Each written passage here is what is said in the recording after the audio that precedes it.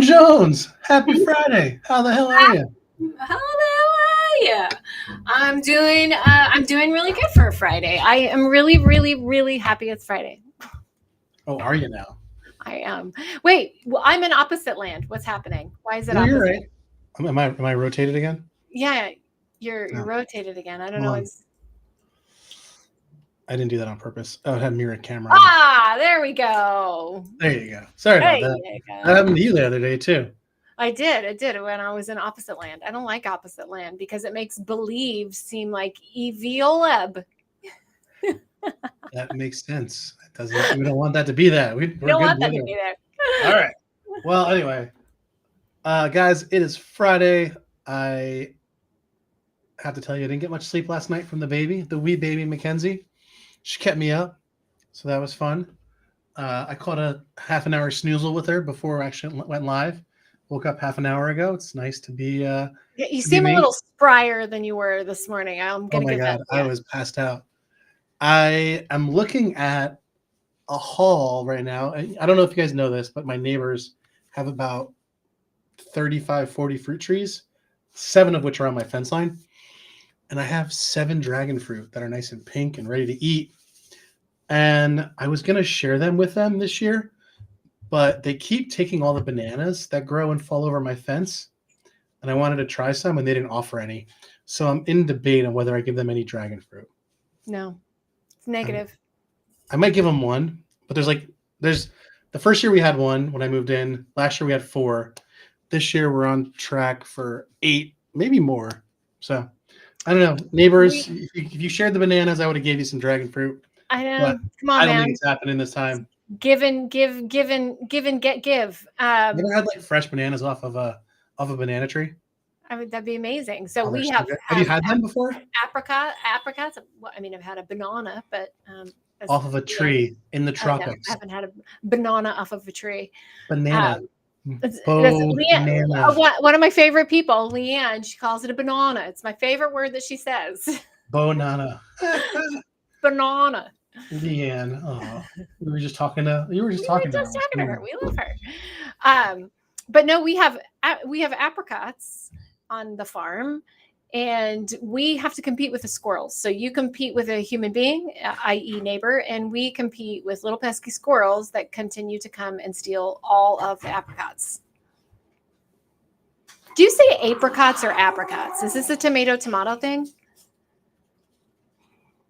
I can't hear you anymore. This is definitely a Kanban thing. Is it? I say Kanban. I say Kanban. I say both, actually. So it's I'm like fancy. bonbon. It's fancy not an like Applebee's on a date night. All right. You don't say Applebee's. No. Why would you say that? Because Kanban is an A. It's not an O. It's a Japanese word, Lauren. Just saying. It's Japanese spoken in American. I don't know.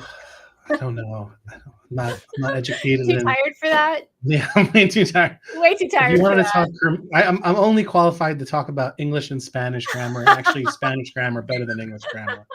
So fair enough. All right, let's go. By the way, guys, my internet just might completely drop because Xfinity hates me. So if it does, Lauren will continue on and I'll rejoin. I love a good ad lib.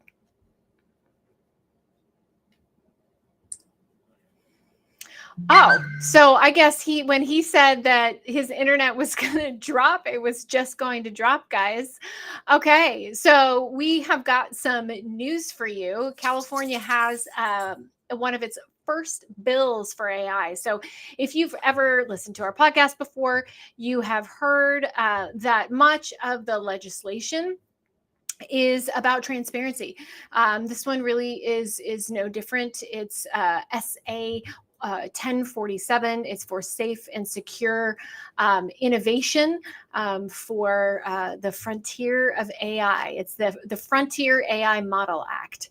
I haven't been able to read it in detail. As soon as I'm able to read all of it, and yes, oftentimes I will read all of it, I'll give you the skinny, but that is one of the first bills that's being put forward. Meta has been sued by Australian billionaire because of AI creating hundreds of posts in their ad platform. So I know this isn't the first lawsuit that we've seen.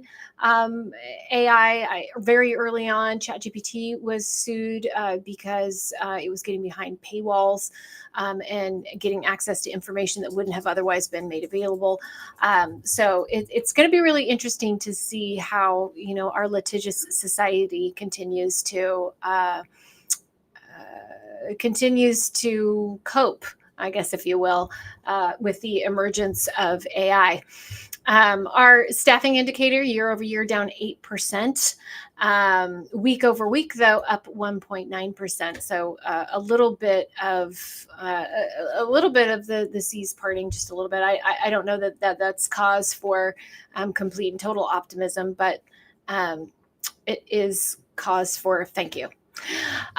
We are featuring a technology this week, and I'm really excited about this one. I've had a number of conversations with this team, and I love what they're doing. Obviously it's got AI as a component of it, but they're super young, super flexible, and agile. And we're talking today about YOE AI. So they've got a texting component, an AI component. And it's for employee engagement, so mass messaging, workflow automation.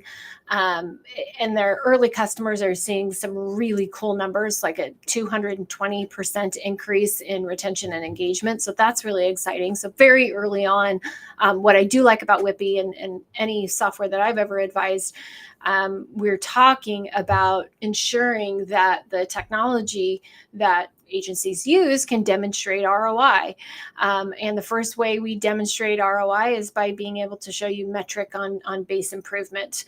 And for whatever that metric is, whether it's time to fill, profitability, time to submit, retention, which is revenue preservation. So I put technology in two categories, and you should too: revenue preservation and revenue generation. And this has a little bit of both, which is really nice. So anytime you have a tool that can impact both sides of the business, it's awesome. YOE helps with employee engagement. So directly integrating with job boards like Indeed, instant engagement with tools like via SMS, and also has an AI voice component that can do pre-screening. And this is a really cool stat they've got here. Average customer is cutting job board spend in half as they are doubling their numbers of conversions. So, job board spend has been a big hot topic of conversation this year, obviously, as agencies look to do more with less and looking to spend less. Most of the advising that we're doing today is really taking inventory of technology that customers have today and determining how do they optimize it, how do they maybe unload duplicative technology, and then how do they get more bang for their buck. Start with metrics that the vendor can move, but B, looking at how technology can help eliminate additional spend. So, for example, job board spend. And job board spend has been a hot topic of conversation this year because it usually can be a spot of what I would consider wasteful spend. So we need to be looking inwardly at our inventory, ensuring that we're directing AI and automation towards the inventory that we've already worked so hard to go and get. And so I love the idea that YOE is helping with candidate engagement, but also helping screen candidates in cutting job board spend. That's really exciting. And then it can also help with sales engagement and sales cadences, unlimited email domains, so ad chasing to dramatically increase sales. So I'm really excited about YOE. Think of it as a Sense kind of all-in-one text, like a text us, text them all, Sense all in one little package. So again, when agencies are looking to cut costs, put multiple functions under one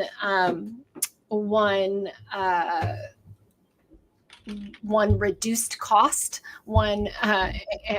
It's priced really well. It's because it's young, so we love to see that. So I'd also say that it's got a component of Converse AI in there as well. But it's a really cool tool. If you haven't checked out Whippy AI, you must. I know. I know what's happening here. Lauren does not know how to silence her phone. I'm back. Lauren, as I was getting dropped, I said Xfinity hates me. I know. Well, you said, don't be surprised if my internet drops out, and then you were gone. So we went through the news. That's amazing. We went over the news was interesting too. The California bill. I wanted to hear your thoughts on that law that California is passing. I didn't think it was passed yet. No, it's in commit. It's close to being voted on the floor. Yeah, it's being voted on. We'll see what happens there. I'm still not convinced it's going to get passed. I'm assuming it's going to pass. I don't know. I don't know. It was interesting to listen to the arguments on both sides on that one particularly. Sorry, I know we're talking about Whippy, but no, it's okay. So I thought it was interesting because one of the writers of the bill was like, "You guys asked for the things that we put in the bill, and now you're complaining about it." I know. Which I know we have opinions about California's and it's overdoing everything in terms of governance. But there is something to be said about all these AI companies asking for government intervention, knowing, and we don't need to talk about, by the way, Lauren and I are in a Twitter feed on X. If you haven't followed us on X, we're hilariously messing with each other. The only place I talk about politics. So I don't talk about politics anywhere. So if you want to know where my allegiance lies, look no further than Twitter. And Rob and I are on polar opposites. Well, I would like to say you and I are not that far apart on philosophy. The other parts were far apart. We're far apart. Personalities were far apart. I'm picking a country over party, and person and policy over personality. I think you're taking policy over personality. Well, whatever. I'm choosing policy over personality. I think you're choosing personality over policy, but that's the way it is. Not. We cannot argue on here. Absolutely not. No more. All right. 100% no. Okay. Last word. Okay, but let's go back to California. Go back to the AI law. Yeah. So what's interesting is California's known for overregulating, but we know the Congress is not going to pass anything. This is probably the biggest thing. Yeah. So California's like, well, if we do it, then at least it'll get done. So I don't know how I feel about it. I'm in the middle. I'm torn. I don't know either. California does an overreach with every first bill that's put forward. I don't. Yeah, Governor Newsom, can't stand him. I just think he's the bane of my daily existence.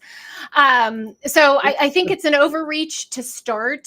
So hopefully there's we'll see. I haven't read the whole thing, so I really need to sit down and read the whole thing.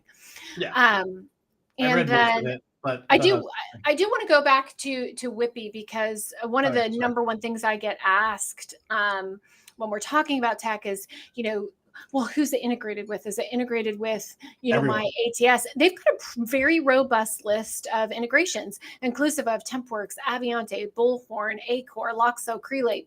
And then for job boards, they've got PandaLogic, Indeed, and, then obviously if you want to intermediary, they've got Zapier. I never love, so look, guys, everybody asks. I know. I don't love. That's my watch. I can't get it to shut up. It's interesting because I don't love intermediaries. I don't like third-party integrators. I think it becomes problematic when there are issues. Yeah. And, finger pointing against. But if you have no alternative, then Zapier's a good one. So anyway, I think it's interesting. I was doing some research. Love that there's sales cadences. Love that you can have multiple email domains. So I thought that was kind of a more modern approach to this, and anything that can save money on job boards. Big fan. As I was saying that, right now everybody is looking to cut cost and looking to do more with less, do more with what they have. So this idea that, it can help you with job board spend, which is, call it your maybe third or fourth largest expense more often than not. Advertising job board spend is expensive. Up there in the top 5 of expenses more often than not. How often do you get, let me ask you this question. How often do you get people, you go through a whole exercise, you go through a whole optimization exercise, right? You go through a whole, leap experience. That's what we should call for now on by the leap experience. And then 12 months down the line, is job boards equally as expensive? Like, what happens to job board spend after the leap experience? After the leap experience. So more often than not, and I'd probably say about 85% of the time, we call it out in our findings and recommendations as an inefficiency, right? So more often than not, we're looking at either how it's unintegrated, right? That's what we find a lot, where the job boards aren't being fed.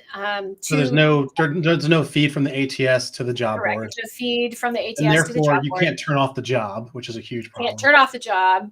It's an inefficient way to have candidates come back into the ATS. I mean, there's a list of issues that happen there. So we, like I said, 85% of the time say we should also do a job board spend deep dive to look at everything that they're spending. And so a couple things that we see.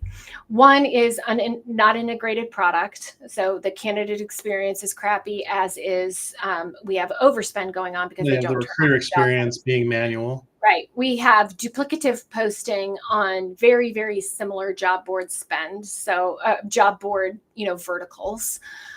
So, we're saying more is better, and more is not necessarily better.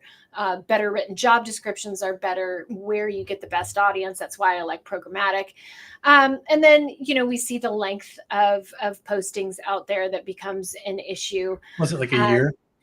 How long is the average job posting? I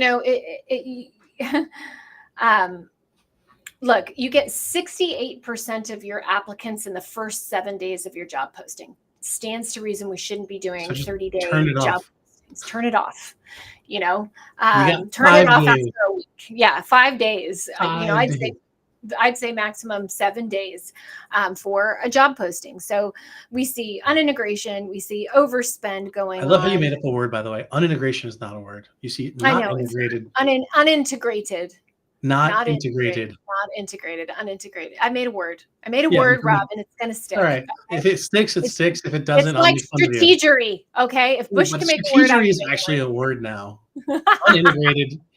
There was no word for strategery. There was a word for not integrated. It was called not integrated. Not integrated. I'm going to say unintegrated. All right. I doubt you're going to say it. By the way, I'm really proud of you. You haven't said exceedingly in a few episodes. Oh, should I start? No, please don't. So unintegrated tools. And I think you're wrong. I think unintegrated is a word, but I digress. I think you're exceedingly wrong. Damn it. I shouldn't have said it. We don't think about candidate flow, right? So we have disruption there. And we are not looking at source data. So that's the number one. It is a word. Yeah, I know, because I'm right. But we're not looking at source data. So I think it's great that you got 15,000 responses from Indeed. But how many of those did you actually respond to, right? So, and I can tell you on the enterprise side, it's less than 30% that actually get responded to. So if you're going to put a job advertisement out there and only respond to 30%, shame on you. Boo. We really should get the soundboard so I can play the boo. Where's the Thrones. audience? Shame.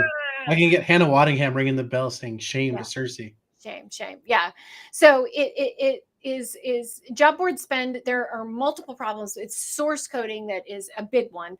Finding it, I think it's great that you got all that traffic, but what actually resulted in fulfillment? And that's usually where we lose a lot of headway with job boards, is we just don't have any way to manage or attribute actual fulfillment to it.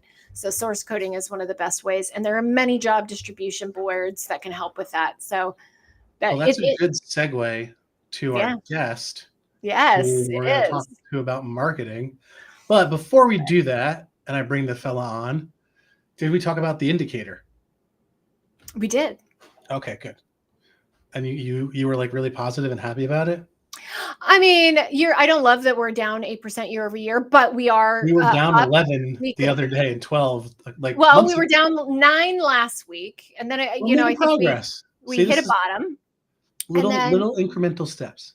Yeah. Okay. I would. Yeah. I would rather. Yeah, you're good. We get it. Yeah. All right. Let's bring our guest on, who's going to talk to us about all kinds of things marketing. One of the OG podcast guests, Mr. Jeff Stats. What's up, brother?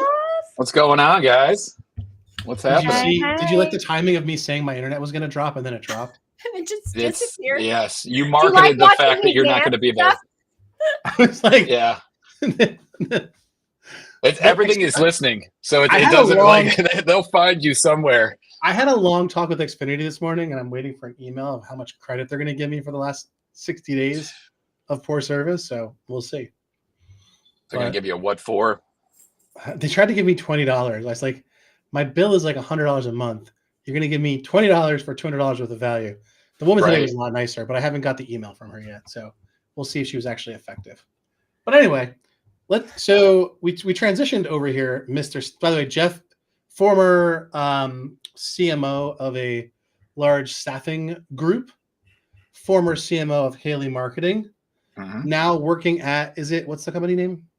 Forest City Digital. So it's a local agency. Forest City. God, I knew it. Yeah, so Forest City was the first nickname of Cleveland. Okay. So I'm out of Cleveland, so that was a lumberjack.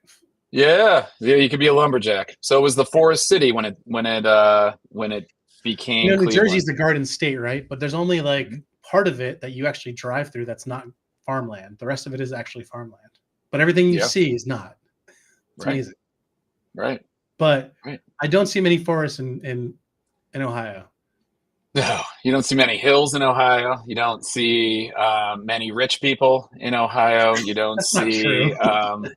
By the way, no, it's actually the cement paradise is happening. Like it is like a good state. Don't stop giving Ohio a hard time. Hey, listen, you've got good farmland. Oh yeah. You have great farmland, and the farther away from civilization, the happier I am. Yeah, that is true. It's actually getting known. Don't like seeing people on a daily basis. No. Right, and it's actually getting known for wineries, which is interesting. Yeah, so there's been a little pocket of like England over by is getting PA wineries too, because it like I was talking to Raymond Penny about it, but like latitude wise, so hopefully this is not smart. It's smart rich. The belts that go east to west around the world, latitude, the temperature is getting warmer, and therefore the wine regions are moving up. So England is actually becoming a good wine region, as is like Washington and apparently Ohio. Yeah, Ohio, PA, New York. How cold the grapes don't like the cold. No, they need that climate. They do grow in that climate though. They do, but they don't like a freeze. Well, no one likes a freeze. Do you like a freeze? No. No one likes extreme temperatures. The world likes to be in balance, Lauren. Jesus, it's not complicated. I'm a Californian. I don't like freezing. We are allergic. What do you mean? I live in South Florida. Jeff, do you hear this crap? This chick living in like one of the most wild states. You guys walk around. Okay, first of all, don't even get me started on California. The weather is always cold in LA. Like I don't even know. Like in LA, it's hotter than Hades. That's San Francisco, where it's always Bay Area cold and chilly.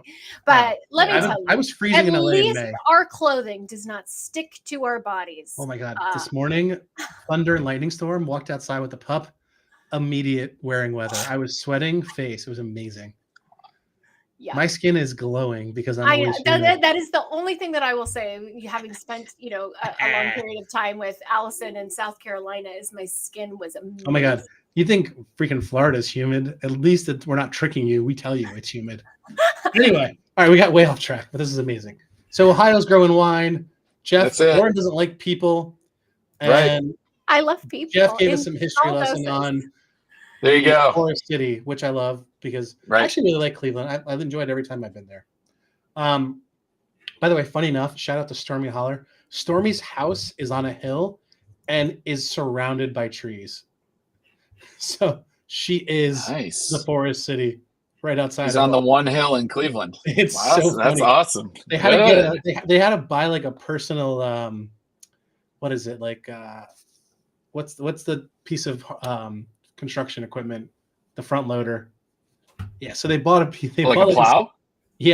But like a construction, like the yellow one that you would buy from. And they have to knock down trees and move trees with it and build like they had to get all these trees out of their property. Anyway, I can't believe I forgot the word for it, but again, new dad brain. All right, let's talk about marketing. So Jeff, we'll start with I wanted to start with your opinion, but which is what I wrote in the notes, Lauren. So we're gonna be nice. We'll get there in a second. You are the CMO of Haley Marketing. How good were people at tracking sources from their job? Terrible. Like, I mean, Aha! We're gonna get the honest answer, by the way, from Jeff. So if you're sensitive and you own a staffing company, you can, like, I would recommend leaving. Just so we know. Anyway, but if you're not sensitive, stay and listen. So terrible at traffic. Gonna get the honest truth. No, I mean, honestly, the holy grail is attribution. And I mean, even in that and it's the hardest thing. Like, even when I was on the staffing side at Talent Launch and then working with staffing firms, like, the holy grail is attribution. And you would think it would be super easy. I mean, I've worked in other industries and B2C, B2B, all that stuff. It is so funny and actually sad, but probably funny. But like, it's just you want to know it, but then you just can't get there. And then and what's interesting is you can't, like, what you want to do is get it from whatever the job board or ad spend to placement or to a decision, whether they're placed or whether they're rejected or whatever. Cost of acquisition of a candidate. Yeah. And like, you would think that like the CAC and all that stuff, that would be easy, but it is so difficult. And then honestly, like, it's so offline because, like, a lot of times they're referrals or they're this. And then, so it's a human error in how they came into your ATS. Well, and there's where we see one of the number one issues is not automating source coding. They're allowing for that manual drop down and attribution to the end user. And let me tell you, they're going to use whatever top option is sitting at the top of that drop down list.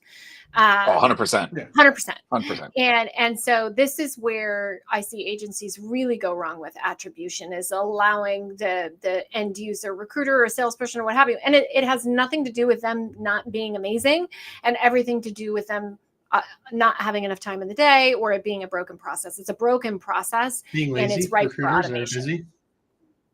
Recruiters are busy, and I don't blame them. It's work. But it's work. I mean, putting good UTM codes, also having to think if it'd be one thing if they're like, is this person placed? No. Okay. Their status is lead, right? Like, with a source, you got to go figure out where you got it from and go look and go do some research, potentially. Not a lot of research, but just out of the flow, right? Like, you're swivel chairing to a different part of the ATS or something. So it's not like very coherent. But so guys, if you're trying to cut costs, if you can't measure your costs, we don't know how to cut them. So source tracking, huge. Our buddy Josh Granville actually put a post up about it, about how to like code UTMs into Bullhorn if you're interested. And then if you're working with ATS or with job boards, hopefully they have some good functionality, or use our programmatic partners that we love and recommend a lot that can help you, because they probably can tell you. All right. Yeah. With that said, Lauren, I'm very, very I'm waiting for you. Like, I wrote it down and I was waiting for you to even notice what I wrote. So I can't even, because I know Lauren's reaction, Jeff, and she's going to be mad at us. So what are we doing now? So marketing often and brand building often sets businesses apart. Mm-hmm. However, if you ever searched staffing companies or asked a staffing owner what set them apart, we should do like a word cloud. Lauren, what would be a word on that word cloud of our people set us apart? Our people make the difference. Jeff, that's very funny in a good accent. Jeff, do you have an accent for this? Yeah. That is, I don't. I can do like a pirate accent. I don't know, like white glove service. Give me another word on the word club. Service. Okay. So we got white gloves. White glove service. You took mine. I was going to say white glove. Guys. He beat you to it. I know. I'm very upset. But anyway, like, there's better things that are going to set you apart in 2024 than your people, whatever your process is, the white glove service that's part of the process, and whatever service you do. Like, guys, we all like, I don't want to make you feel less special. I had this conversation once with a staffing owner, and we're still friends, thankfully, and we do business together. But I was a few drinks in, and he was telling me that his white glove service would not allow them to use automation. And I think I was like 25% mean about it, 75% nice about it, where I was basically like, you're not that, like, no one, like, your white glove service does not impact automation, number one. But two, you're not special because you have white glove service. I'm sorry. I just have to say it. I'm sorry. You're not special. Everyone writes white glove service. Everyone writes their people. Right. There's other ways to do it. And your people are probably very special, by the way. I don't want to say they're not. I just want to say, if everyone writes it, if you can Google the words that you wrote on your website to make you special, and you see every other staffing company with them, we need new words. Lauren, okay. Now that I've said that, and Jeff is shaking his head in agreement, Lauren, how do you feel? Because you're going to have feelings about this. I have big feelings about this. You're a little far from your mic, by the way, at least for me. I hear this all the time, right? Our people make us, our people are the difference, and our, the white glove service and all of that good stuff. And I agree with you, but there's so much more that can make you and your process, right? Look, at the end of the day, you've heard me say this before, you either find great people for great jobs or great jobs for great people.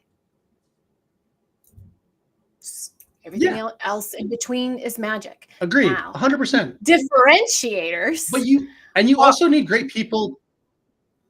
You need great people to do that. To find the great jobs and great people to find the great people. Those aren't differentiators. What are differentiators, in my opinion, are something that's more tangible, like technology that helps you find those people faster, technology that helps you communicate with your customers so they can find your special people faster. Those are the things that are tangible. How can I help you with quality people that will improve the level of service that you, Mr. Customer, are able to offer to your customers? And that may be through testing, or maybe through, technology that you're using to validate experience, something like Rough Assured for references. Like, this technology is something tangible, something useful that you can talk about as a differentiator, how to get from point A to point Z faster. And then retention, right? Technology falls into two categories, revenue generation, revenue preservation. And then how do you help customers generate and preserve revenue? Because we're all here to build businesses that make money. How can technology help you do those things? Now, speaking of technology, Jeff told me a great story. Jeff, you don't need to say the company name. You want to tell the story about the month-long project or the year-long project that you guys did? So I was working with a client or whatever, and they had just multiple companies or whatever, divisions or whatever, and every division was complaining about our ATS is set up poorly, so they're like, well, no, because it was one setup. And so, the screens were all the same. The statuses are the same. This is the same. And so every one of their leaders of the division was like, they were complaining and like, oh, this is set up wrong. No, this is wrong. No, I don't want to do this. No, I don't want to do this. So you have multiple locations who all think that their setups are unique. And that's the thing, is they came out of it like, this is set up wrong. Well, they're complaining to this is the way. Yeah. Right. So they're complaining to corporate that their way's better. And what did you find? So they were, it was funny because I was working with them on automation and doing some other stuff or whatever, but everybody was like, no, we're completely different. Each one of us is unique, special, whatever. And so the ultimate leader was like, fine, you know what? I'm going to actually spend some time, hyper focus I'm going to basically build, like, optimize our ATS. And so it goes through this whole process, interviews basically the leaders of each one, interviews even like some recruiters and stuff like that, and goes through all this, sets everything up. Turns out it is the exact same process. And like in the way that like and when he ended up like presenting it to everybody, it was the exact same. And then like what came out of it was, you're like, the way you do things is not special. It's the impact that you have that's special. The process is the exact same. And it was so like, and they were so like, crap. You guys just knocked them down a bunch of pegs. Yeah, mess with empirical evidence, guys. No, and that's and this is where that came from, right? Yeah, this is where this conversation came from.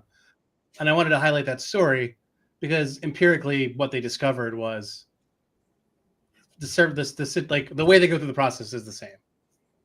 Right. So well, Jeff, I think, and Lauren, I'll tell you, Lauren touched on something, and I brought it up multiple times. I mean, the amount of staffing firms that don't turn the technology into a differentiator. Because like I always use that, like if I'm working with, Science, Bullhorn Automation, HubSpot, whatever, I'm like, do you realize, guys, like that's a differentiator? Like you using these pieces to streamline the process, and then to the point, like it's the result of the result. So yes, you're matching great people with great opportunity. You're getting them down there faster, versus a manual process or this or that, or I hit a gap. But like I still say it today. Yeah. Like I'm always talking about, guys, the tech stack, like however you do that tech stack, turn that into something, make it a name, make it, whatever, like XYZ experience or, whatever. And like promote that. Like that's the differentiator. I have seen some agencies that are trademarking their tech stack, that are like turning it into, it's smart, turning it into this living, breathing thing. Seen a lot. Haven't seen a lot. Very, very, very few. We've been talking about this for 2 or 3 years, Lauren, right? Like I remember that. I remember us having this conversation. And even if they're not branding it, to Jeff's point, how many are using it as an offensive weapon? As opposed to, I had this conversation with my buddy. 2 of my buddies are going to form their own agency down here in South Florida. And I'm having a conversation with one of the partners. And I'm like, he's like, yeah, we'll just use whatever. And, we don't really need to train on it. It's just there. And I'm like, no, like 2024, it's got to be part of your offensive playbook. It can't be just there anymore. It's not a Rolodex. Right. So like you got to come out of the gate with some of this stuff, because I think some of it is like, it's almost behind the scenes too much. And it even gets into like purpose driven, like some of the things that really would define you versus, the white glove service. And to be honest, the people side, that actually drives the personal branding and the thought, like let your people, like honestly, let the people drive like their own brand, and let, however they're nesting that with that company, let that be the secondary brand. Because honestly, your people should be driving the ultimate business. They get paid. And then your agency gets, part of it. Hey, yeah, we employed this person. They're a rock star type of thing. But they get lost in some of that stuff. And you think about reach. If you think about reach on social media, right? Like individuals have bigger reach than most companies, I would say almost all companies. You have like the Duolingos or the Wendy's who have like hilarious social media. Am I gone? Oh no, I'm back. You're here. Okay. All right, cool. Now you're back. Yeah, like I feel like most brands are not leading in the social media world. So like your team should be, the humans should be, which is more of a marketing function. And you can teach teams to do that. You can teach your leaders to do that, right? Like Lauren and I try and do that everywhere we go when we work with people, just kind of give them like hey, Lauren's not spent $1 on marketing and she gets to go to all these conferences and speak. She's on all these podcasts. You know what I mean? Like, we're using thought leadership to drive sales, right? Well, yeah. I mean, honestly, it was funny. I was talking to a new technology platform that apparently found me somehow, because they said, yeah, if you want to talk to somebody about vetting out your product, probably because I'm blunt, I'm like, so I'm talking to this guy, and he's like, I don't know how they're not in staffing. The young, it's like 2, 3, 4 founders or whatever that's doing this like, AI tool, because that's the thing now. And that's cool. But he's like, I don't know what to do. I said, speak. I said, find an angle and speak, because the education side of everything, and don't sell, speak. Like that's what I'll tell you, of all the industries I've worked in, the exponential growth and credibility and just like all sorts of like benefits of just speaking in the staffing industry, because it's a people industry. So people want to know what other people think. And honestly, people want people to have opinions, not just spit me information. Like, give me your opinions and why. And that's a huge thing. And it's very different than other industries. I just wrote a big post about personal branding, and how not just thought leadership and speaking, but the thought leadership is all this package of personal branding. And I think we are missing, or many are missing, the opportunity and the power that personal branding has in helping you like stay the course. I can't tell you how many customers, because I've been talking for 5 years about build, change, adopt, build, change, adopt, build, change. That's what the 3 dots stand for. Build, change, adopt. That's what we sell, right? Build, change, adopt. I was unclear. Sorry. Yeah, build, change, adopt. Those are our 3 pillars, the 3 dots, right? That's what's dots. So important to us. There's 3 dots. Yeah. BCA. Build, change, adopt, right? So but that repetition, right? That repetition of being in front of audiences and getting what's important to you and to your brand out there also helps you stay the course in keeping your business focused and what your offerings are. And it provides such clarity to customers as to who you are and what you offer, but it returns right back to you and keeping you centered. It's, kind of a full circle benefit. Yeah, we do something like a mind mapping exercise with clients. And I think that and it's super elementary, super 101. You end up it's like, speak to me like I'm a 3-year-old and like, tell me exactly what you do. But it is so what happens is there's usually 3 or 4 tent poles of why you exist, why your company exists, and that perspective piece. And if you just write and talk and speak and motivate based off, and it ties to one of those 2, 3, 4 tent poles, people are, they're simple. They just want to know, what do you stand for? What are the 2 things that I should know about you? And if you keep talking about that, it's huge how much more quickly you can build your brand and build your focus, because it just gets back into the riches and the niches. It's always I believe that so much, especially in the last 10 years of my career, is just do one thing well and talk about it in different ways. And honestly, that people will understand what you do versus trying to be all things to all people and all that stuff. My girlfriend always says, and I say, the more niche, the more riche, right? Just because I'm fancy like that, right? Target, yeah, bougie. Target, right? Yeah, bougie. But she has a saying. She says, what is it? She with the most conviction wins the debate.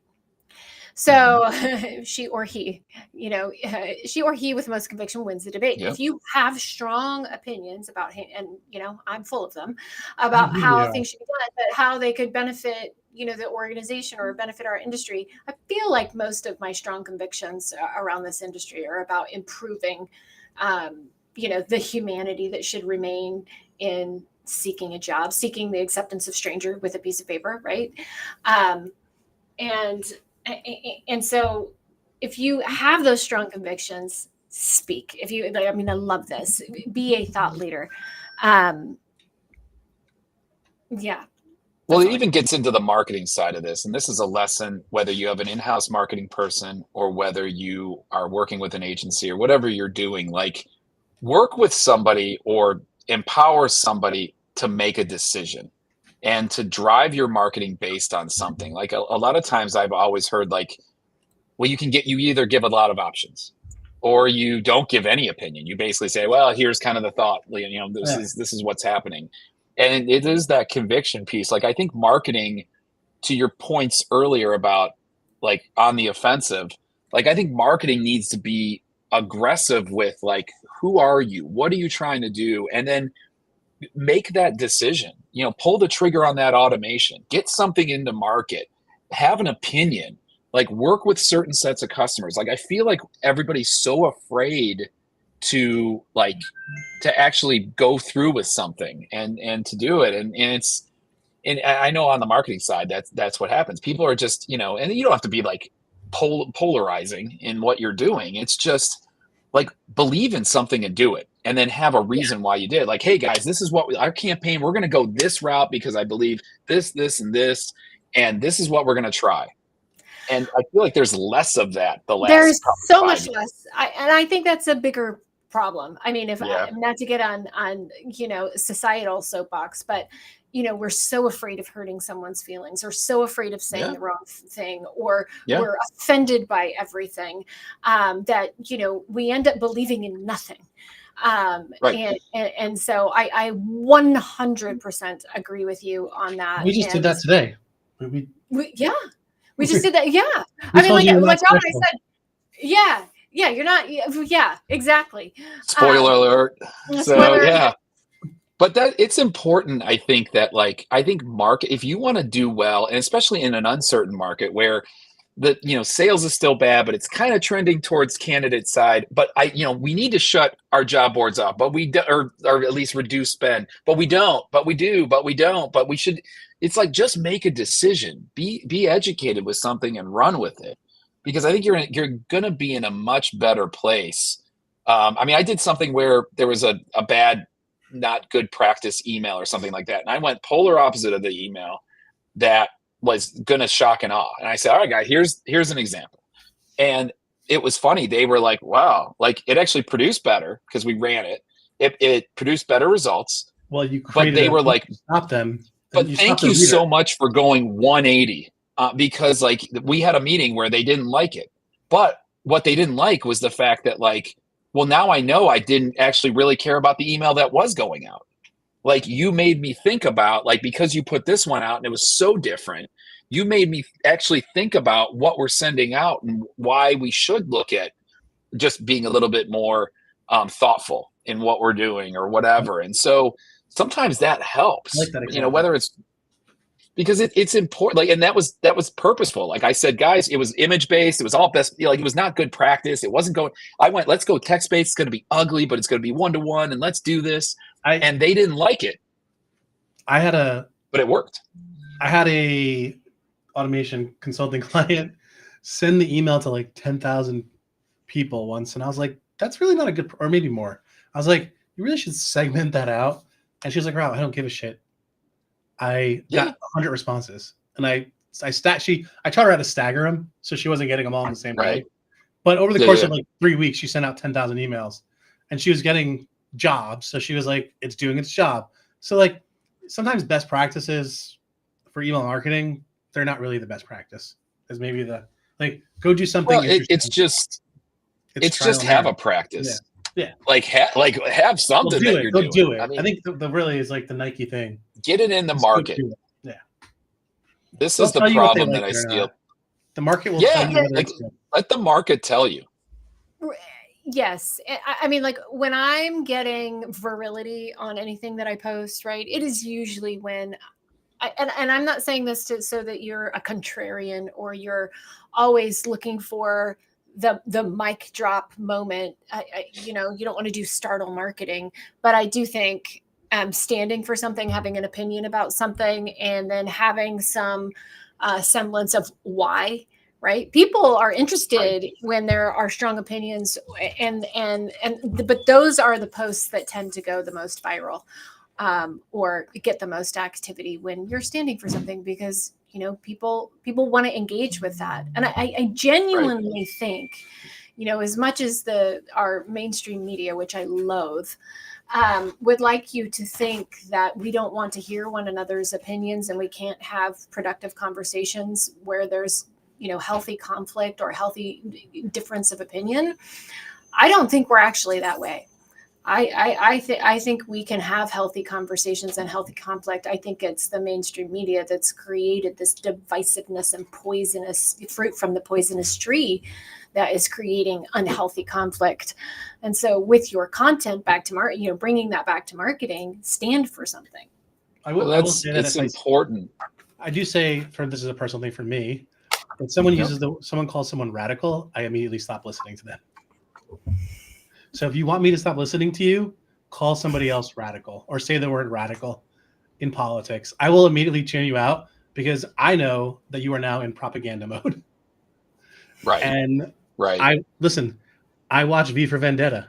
I've seen propaganda. But anyway, unrelated. Go ahead, Jeff. No, that was important to say. No, but like I just, getting back to the marketing. I mean, I think if you really look at, what do you stand for? What's your purpose? Turning some of those things around, like it'll make you just better. And I think in this marketplace, being safe, like the usual, it's our process, it's our people, it's our, it's the service we provide. Like, honestly, nobody cares. I think honestly, we're saying this because we want people to grow.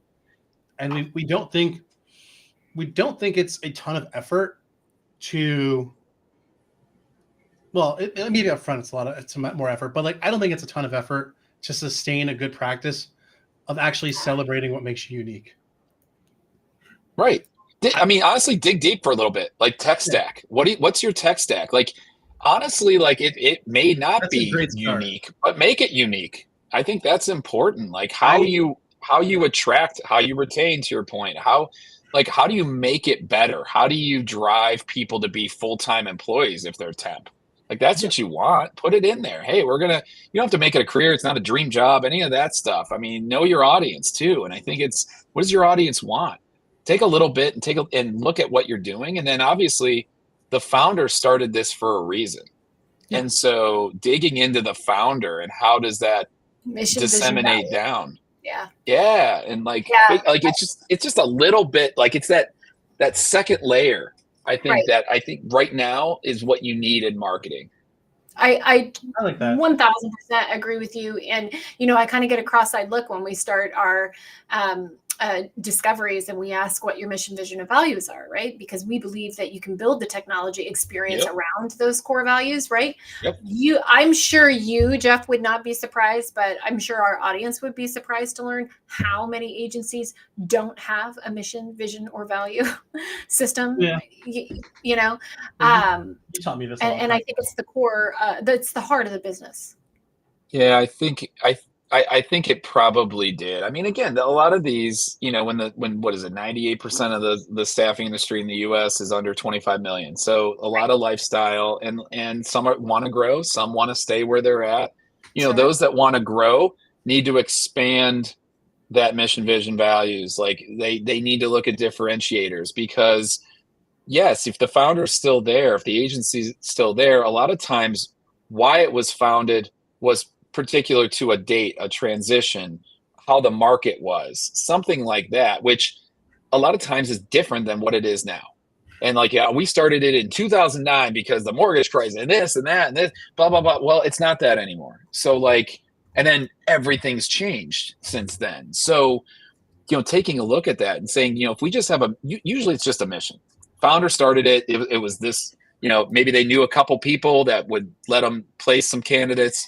And then they just did a good job, and then you just keep going from there. Like a lot of times that's it, but if you want to actually have a story, like that's where you got to work those things in and just take a little bit more. And then honestly, everything's technology. Like you've got to have whether not necessarily core value, but a unique, if you're doing EOS or whatever you're doing, you got to have a differentiator. You got to have even a purpose should have a technology aspect to it. Like our purpose is to streamline. Our purpose is to ramp up. Our purpose, something like that. So I if you're not looking at those things, I would take a look at those things. And then I would go down to that second layer of marketing and say okay, what are the real pieces that we can use here? Because right now it's, a lot of times it's just holding on. We're just holding on to the clients that we have, but go on the offensive. like it. I like that's the message. Go Love on the it. offensive. Love it. Preach it, Jeff. Preach it. Word. So Jeff, I just want you to know that I'm going to make the title of this episode "You're Not Special." I love it. Sweet. That's going to go real well. I stood for something, so I'll get some sweet LinkedIn love right now. A lot of people will tell me you're number one. They'll go like this. Got something in my pocket for you. Hey, what's that? You're number one. Here it comes. Whoa! Well, anyway. Awesome. Oh, goodness. Jeff, this is perfect. This is exactly what we were looking for. So, thank you for delivering and having an opinion. Thank you for being here, Lauren. Thank you. Thanks, guys. Thank you for not yelling at me for scheduling this conversation and letting us have it. I was very worried when I wrote it down. Lauren gets a little defensive when I'm here for but anyway, I'm not. When you gave me that little note, I was nervous. I was like, oh boy, this could go one of two ways. You don't want me speaking how I normally speak because my directness will probably not work out too well. So love directness. I Yeah, go pretty on direct. really well with East Coasters and New Yorkers. I love the right. directness. Tell me how you feel. I have this opinion about New York, Jeff. I think I've shared this. Lauren, I shared this with you. It's not that New York people are rude when they're like speed walking through Manhattan. They're probably very well mannered in general. They just have somewhere to be. Yeah, right. And their mission, vision, and value is to get there at that point. Yes. Well, but if you get into a normal like conversation, they're probably very well mannered. Oh yeah. What I love about East Coast is I tell this to everybody. Like anybody I meet, because this is Midwest me. So this is Midwest, but what I love about the East Coast is you always know where you stand. Oh yeah. And they'll hate you in a minute and they'll tell you that they do. Or they love what you're thinking and you're best friends. I will say that so South it's like Florida is different. South Florida is so different. It is very, very rude. They're a very rude group of people down here. So God. as someone who is very direct but well mannered as experience for a long time. Anyway, Xfinity, if you're listening, please GYST for my internet. Appreciate it. It's been 2 months. Really love. I didn't say that. Really would love to have consistent and reliable internet. And Lauren, I appreciate you. Thank you. I'm gonna go buy us some software, by the way, after this. So I'm gonna go do what we do. I love it. Okay. And Jeff, thanks, man. Always appreciate having you on, and that was a great conversation. Sweet. Thank you. Hey guys, it's